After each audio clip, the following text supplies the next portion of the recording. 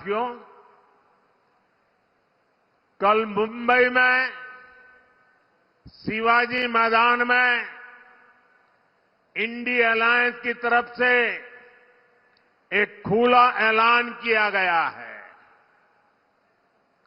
वो लोग हिंदू धर्म में समाहित शक्ति को समाप्त करना चाहते हैं। हिंदू शक्ति को समाप्त करने का उन्होंने बीड़ा उठाया है। हिंदू समाज जिसे शक्ति मानता है, उस शक्ति के विनाश का उन्होंने ऐलान कर दिया है। अगर शक्ति के विनाश का उनका ऐलान है, तो शक्ति की उपासना का हमारा भी ऐलान है। मैं जब सार्वजनिक जीवन में आया, अपने समय का पल पल और शरीर का कण कण लोगों की सेवा के लिए समर्पित करने का संकल्प लिया, तो मुझे इसी शक्ति ने ऊर्जा दी। आज भी मैं शक्ति की उपासना करता हूं। देश के कोटि कोटि लोग इस शक्ति के उपासक हैं। और मैं तो हैरान हूं, कल शिवाजी पार्क में शक्ति का ऐलान हो रहा है। जब मैंने सुना तो मैं सोच रहा था, बाला साहब आप ठाकरे जी, बाला साहब ठाकरे जी, उनकी आत्मा को कितना दुख पहुंचा होगा। शिवाजी पार्क में शक्ति का विनाश करने का ऐलान किया जाए, वो भी शिवाजी पार्क में, और उस भूमि पर जहां का बच्चा बच्चा जन्म से जय भवानी जय शिवाजी का मंत्र लेकर के बड़ा होता है। छत्रपति शिवाजी महाराज तुळजा भवानी से आशीर्वाद लेकर के हिंदवी स्वराज की स्थापना के लिए निकल पड़े थे। और उसी शिवाजी पार्क में शक्ति के विनाश का ऐलान किया जाता है। और कौन लोग मंच पर बैठे थे, पता नहीं बाला साहब की आत्मा को क्या होता होगा।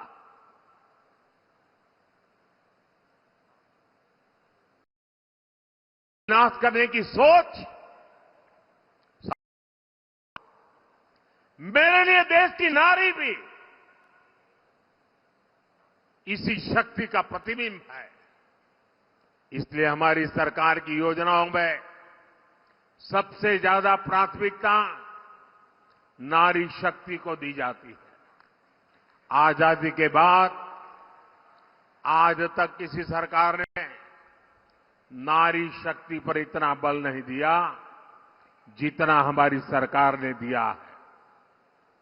और इसलिए ही जब चंद्रयान वहां पहुंचा जहां कोई नहीं पहुंचा था, तो हमने उस स्थान को शिव शक्ति पॉइंट का नाम दिया।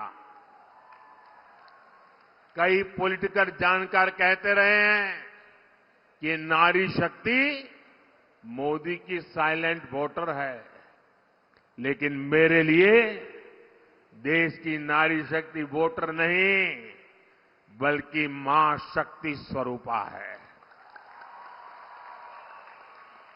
नारी शक्ति का यही आशीर्वाद मेरा सबसे बड़ा सुरक्षा कवच है।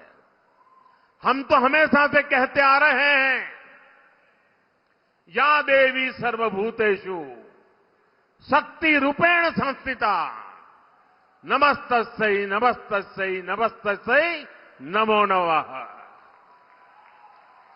इसी भावना के साथ हम मां भारती की भी पूजा करते हैं। इसी भावना के साथ हम मां भारती की शक्ति उसे बढ़ाना चाहते हैं।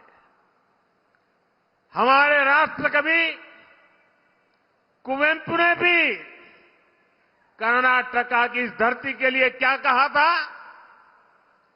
कुवेंपु जी ने कहा था, मंत्र कणा, शक्ति कणा, ताई कणा, देवी कणा। उन्होंने कर्नाटका माता को भी शक्ति के रूप में देखा था। इंडी अलायंस के लोग अब इसी शक्ति को कुचलना चाहते हैं, तबाह करना चाहते हैं, समाप्त करना चाहते हैं। इन्हें मां भारती की बढ़ती हुई शक्ति से नफरत हो रही है। इन्हें भारतीय नारी का उत्थान अच्छा नहीं लग रहा है। इन्हें भारतीय नारी का सशक्तिकरण पसंद नहीं आ रहा। शक्ति पर वार का मतलब है देश की माताओं, बहनों, बेटियों पर वार। शक्ति पर वार का मतलब है नारी कल्याण की योजनाओं पर वार। शक्ति पर वार का मतलब है मां भारती की शक्ति पर वार। ये शक्ति ही है जिसके अवतरण से भारत की भूमि से आतंक और अत्याचार का अंत होता है। इंडी अलायंस ने, कांग्रेस ने इसी शक्ति को ललकारा है। कांग्रेस का जवाब देश की हर महिला, हर बहन, हर बेटी देगी, शक्ति का हर उपासक देगा। 4 जून को इन्हें पता चल जाएगा कि शक्ति को ललकारने का मतलब क्या होता है। साथियों, कांग्रेस सत्ता हासिल करने के किसी भी हद तक जाने वाली पार्टी है, लेकिन अंग्रेज तो चले गए, लेकिन कांग्रेस ने अंग्रेजियत वाली मानसिकता नहीं छोड़ी। बांटो और राज करो, वो अपनी विरासत कांग्रेस को देख करके गए हैं। कांग्रेस ने पहले देश को बांटा, जाति में बांटा, समुदाय में बांटा, धर्म, क्षेत्र और भाषा के आधार पर लोगों को बांटा और सत्ता हासिल करने के लिए कांग्रेस ने देश का बंटवारा भी कर दिया। लेकिन फिर भी बांटने वाली इस मानसिकता वाली कांग्रेस को इतने से संतोष नहीं हो रहा है। अब कांग्रेस फिर से देश को बांटने वाले खतरनाक खेल भी खेलने लगी है। अभी अपने इस मंसूबे पर भी खुलकर बोलने लगे हैं। अभी हाल ही में कर्नाटका के कांग्रेस सांसद ने देश को एक बार और बांटने का बयान दिया है।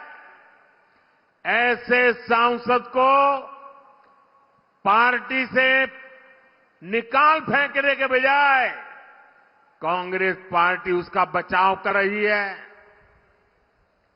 कर्नाटका ऐसी राजनीति और ऐसे षड्यंत्रों को कभी सफल नहीं होने देगा। कर्नाटका की धरती का ऐसा अपमान करने वाली कांग्रेस को इस लोकसभा चुनाव में चुन चुन करके साफ कर देना चाहिए। करेंगे ना? करेंगे ना? जरा दोनों हाथ ऊपर करके बताइए, करेंगे ना? चुन चुन करके साफ करेंगे ना?